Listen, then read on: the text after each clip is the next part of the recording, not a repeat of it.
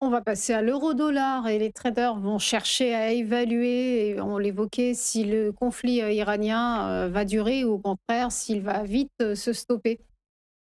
Oui, on vient d'en parler, hein, donc on voit bien qu'on assiste à un mouvement risk-off ce matin, donc avec un achat de dollars, mais en fait, c'est quand même assez limité parce que on voit qu'il y a eu une réaction initiale à l'ouverture dimanche, donc sur les contrats futurs, ces obligations du Trésor américain, mais finalement ceux-ci sont revenus au niveau de clôture de vendredi soir, hein, donc on ne peut pas dire que c'est un mouvement de panique extrême, hein. Alors, n'oublions pas aussi que beaucoup de chiffres américains sortiront cette semaine, comme lors de chaque début de mois. Alors, évidemment, c'est l'évolution du conflit qui va primer d'abord, hein, mais je vous dis, si jamais le marché s'aperçoit qu'il n'y a pas d'embrasement dans le Moyen-Orient, ben, c'est le rapport sur l'emploi qui va reprendre aussitôt toute son importance, hein. Donc, le marché, avec ce chiffre, essaieront d'obtenir la réponse donc à la question d'une continuation de la pose des taux directeurs de la Fed ou finalement à une reprise de la baisse, hein.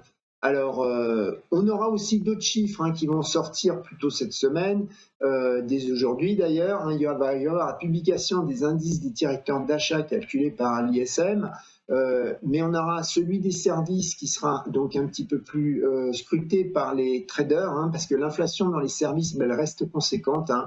On l'a vu donc avec les services dans l'indice Corp PCE, hein, qui a une moyenne à 6 mois qui a accéléré à plus 3,5%. C'est le pire niveau depuis mars 2025, hein. Donc ça, c'est un souci pour la Fed.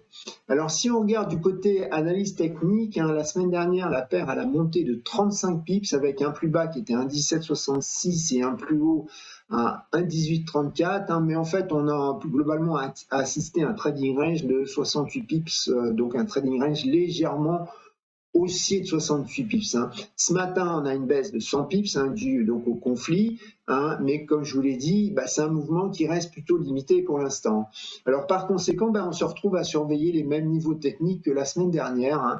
Alors là, on est en train de tester, on est un peu en dessous du plus bas de 2 semaines, hein, qui était un support, donc un 17,42.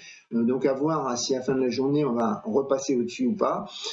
En dessous encore, on a un 15,77, donc c'est un plus bas de fin janvier qui avait servi de forte résistance donc en avril 2025.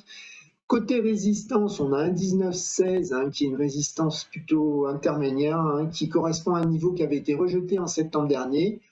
Encore au-dessus, bah, on a un 20,82, hein, c'est le plus haut de fin janvier. C'est aussi, à mon avis, une résistance intermédiaire.